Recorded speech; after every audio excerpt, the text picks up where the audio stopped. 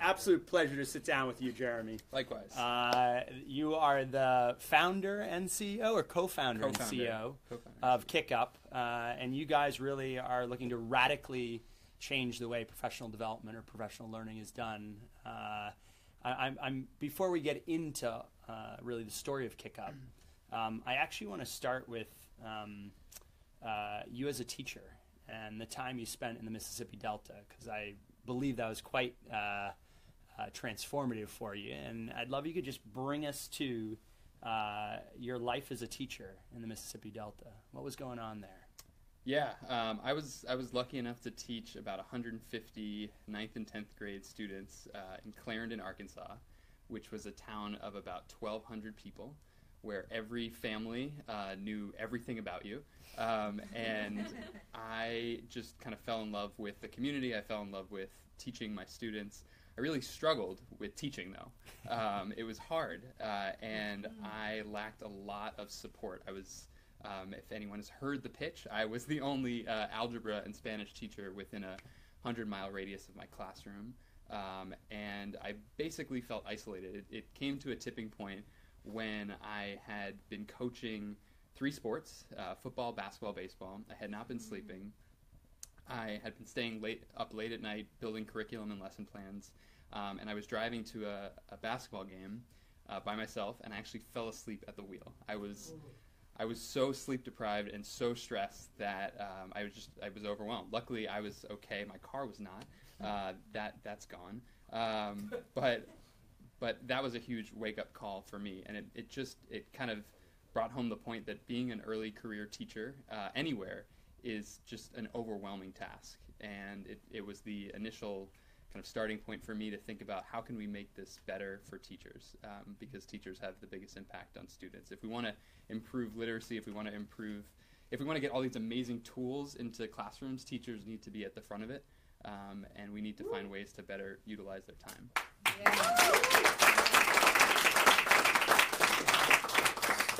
So, in terms of wake up, no pun intended there at all, but really that is an incredible moment to wake up to, and I'm wondering how you handled it right after. Was it an immediate awareness of what was going on, and how you processed those emotions?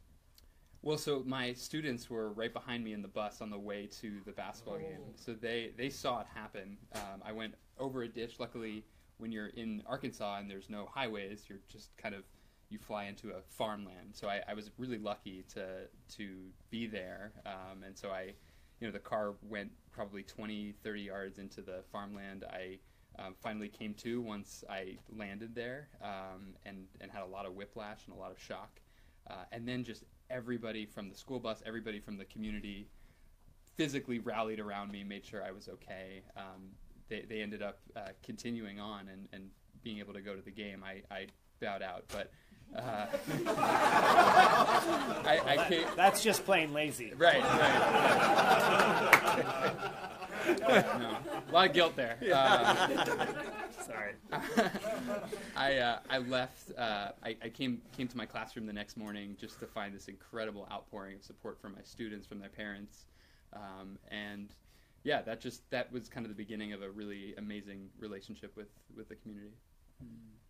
And what did it mean for you as someone who was, trying your best in every capacity, in terms of what you do from there? I mean, what did you learn? What did you change about your life as a result? Yeah, I started sleeping more, which is the number one factor to not falling asleep at the wheel. So I had to make some hard choices, right? I had to decide what was going to be most important. I had to, almost like being an entrepreneur, I had to decide what I'm not going to do.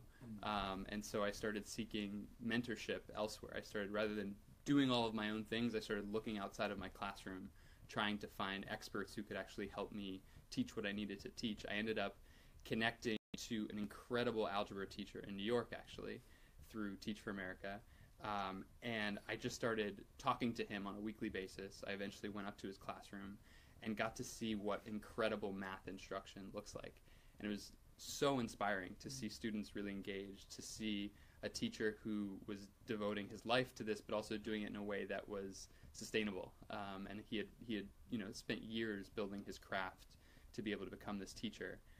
And so I just soaked everything up from him and tried to incorporate as much as I could and stopped kind of blaming myself if I came up short. Tried my best. Yeah. 2 questions. What's his name? Yeah. Actually, we'll go 3 questions. What's his name? What does great teaching look like? And have you told him how impactful he was for you? Jeff Lee. That's going to take a lot longer to answer.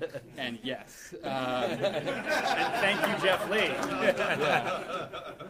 Yeah. I mean, great teaching. Yeah. What were the top 2 or 3 things that you learned from Jeff? So when we talk about student ownership and making students love the classroom, he embodied that. He was able to, rather than just say, math is important and you're going to need math when you go to college and then you're going to need that to get a job, he found ways to connect directly to what the students were interested in at that given time. So he found ways to create games that were not just for the sake of kind of tricking kids into math, but actually building leadership skills within the classroom. So just a day in his classroom was walking into this incredibly inspiring place where you couldn't help but just want to engage with the kids, engage with the content, and actually love math. I loved math going into his classroom and leaving his classroom. And so where did he learn how to do that? So he really worked at it. He taught, he actually was a consultant. He went to business school, was a management consultant, and then went into the classroom. He ultimately became the executive director of Teach for America in New York, but then returned to the classroom to say, if there's going to be change, it's going to be in a math classroom. And he spent 5, 6, 7 years mastering his craft, learning from others. He would spend summers just interviewing other teachers, trying to understand what they did better, and then he would go experiment with that in his classroom. And a lot of the things that we talk about in entrepreneurship, he was doing in his classroom, and he still does it today. He's kicking butt. Nice. So let's get back to you. I love Jeff, but great guy. We're here for you. I'm curious. So you were in the Mississippi Delta, the only algebra and Spanish teacher for a 100-mile radius. And what did you study to get there? You were an algebra major, a Spanish political major? science. Political science. Sorry? Political science. Yeah. Really heavily quantitative. Not at all. So you were super qualified for that role. How the hell did you get from political science to algebra and Spanish? Tell me you spoke Spanish at least. Yeah, I minored in Spanish, so I had that. But that was about it. They needed an algebra teacher. They needed a Spanish teacher. I said I could try to learn to do it. Yeah. And the interesting thing about the Mississippi Delta is they really need teachers. So we hear lots of stories about Teach for America and going into cities where there's big fights with teachers' unions. That wasn't the case in the Delta because they need people on the ground. And so, I went, I tried, and I, continued working at it, and every day tried to get better until I felt like, this is something that I actually am improving at, and kids are learning, and that was a pretty magical experience.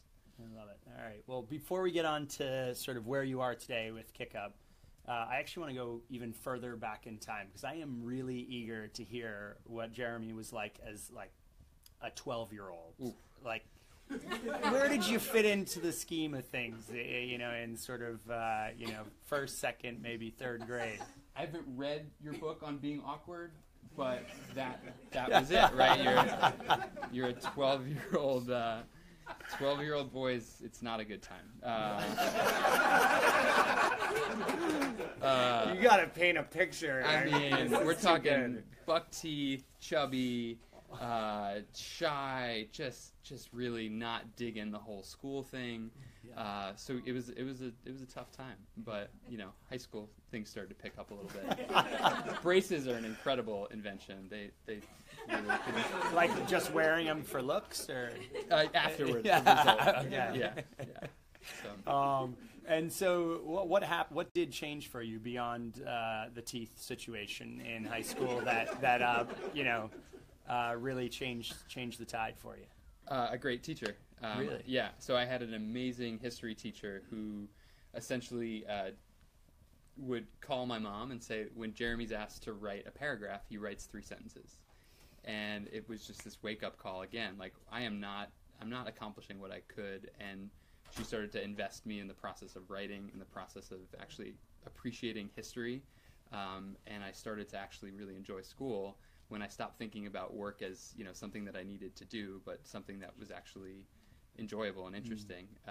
And that you know, kind of started the turnaround. So I would say sophomore, junior year, I actually started applying myself and, you know, really thinking about what my future could look like. Granted, I thought my future would be as a center fielder for the Phillies.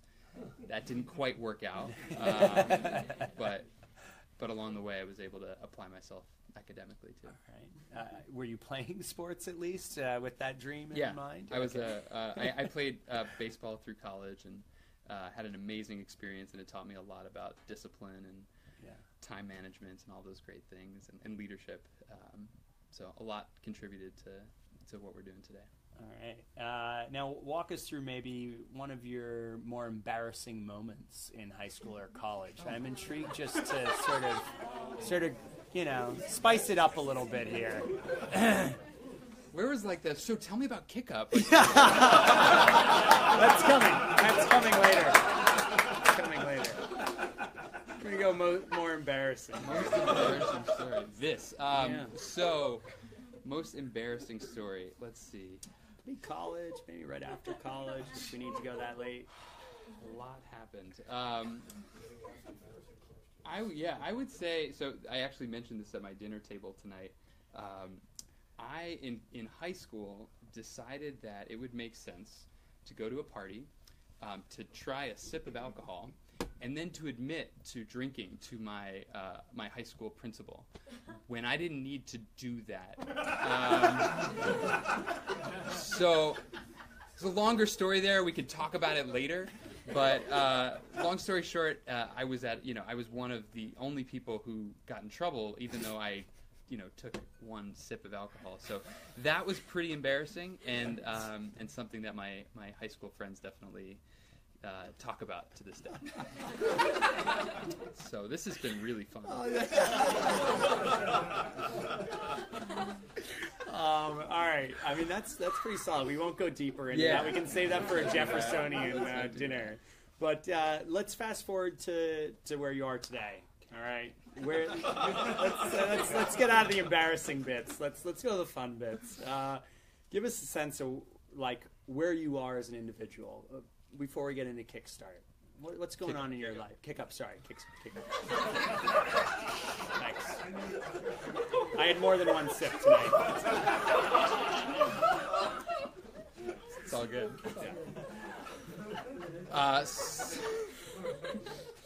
So as an individual, you know, love and life.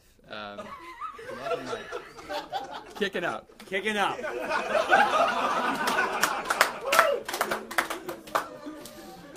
Yeah.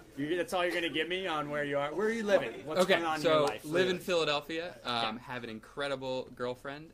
Hope for that status to change pretty soon. Is she watching? Wow. Yeah, and you know, it's KickUp. It's my girlfriend and my family. That's pretty much it. Nice. So, what's your girlfriend's name? Her name is Leah. Yeah. Yeah, she's a nurse.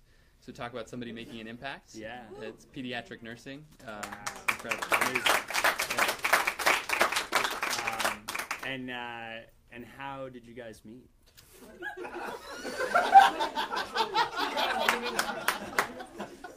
That's a safe question. Yeah, no, it's safe. We physically met at a coffee shop. Okay. But we met on Tinder. Oh. Yeah. There we go. Success story for Tinder. Yeah, right? Nice. All right, Good talk. and with KickUp, right now you guys are crushing it. Give us a sense of how many schools you're in, where you're heading. It really is incredible, actually, where you guys are in such a short amount of time. Thank you. Yeah, we're serving about a little bit over 1,000 schools, represented by a mix of school districts and providers of professional learning. And our goal is to more than double this year, and I mean focus on a person within the school system that we think is underserved, and that's the director of professional development. We talk a lot about teachers, we talk a lot about students. The people who control a lot of how teachers and students spend their time are the school district administration. And so we're trying to help them use data to make better decisions about how they support teachers. And we think if we continue focusing on them, we'll continue to do okay. Yeah. How would have KickUp changed your sort of tenure as a teacher had you had it? Yeah. My hope is that it would have kept me in the classroom longer, made me more confident, and hopefully connected me to somebody like Jeff earlier, because there were incredible teachers in the Delta, there were incredible teachers all over the country who I could have learned from more quickly, and it would have given me the confidence to grow as a teacher. And I think more broadly, it respects teachers' time. So we're all about using teachers' time to actually help them grow, as opposed to just have them go and sit somewhere to basically check a box. So I think it would have been motivating and inspiring for me to know that my school district was actually caring about, where my time was being spent. Yeah, and I've heard the stat that about a third of a teacher's salary is spent on professional development each year on a teacher, but the outcomes have not changed. Right. So, I mean, essentially, is KickUp working to change that? Yeah, we're trying to understand where is this time and money going, and how can we make better use of it, and just use the time that we have in schools is so limited, but we can be more creative with the time that we have so that teachers are actually getting the support that they need and improving outcomes for kids. I love it. So I'm going to ask the same question I ask everyone, which is, what can this room or the people online do to help change the story for KickUp and really achieve your wildest dreams? Yeah. I think it's start a conversation around teachers and around how we support teachers. Would love connections to potential partners, obviously, but I think that's secondary until we change the conversation about how important professional learning is to actually help solve a lot of the problems that we've been talking about when it comes to literacy or student outcomes, and being really critical about where are we spending our time when it comes to professional development, since it is such a huge spend. And not something that we necessarily talk about all the time. So start the conversation. Talk about, hey, if you know a teacher, what's your professional learning experience like? How could it be better? And then let us know how that could be better, and we can incorporate that into our product. Well, on that note, thank you for an amazing Fireside chat. Thanks for opening up.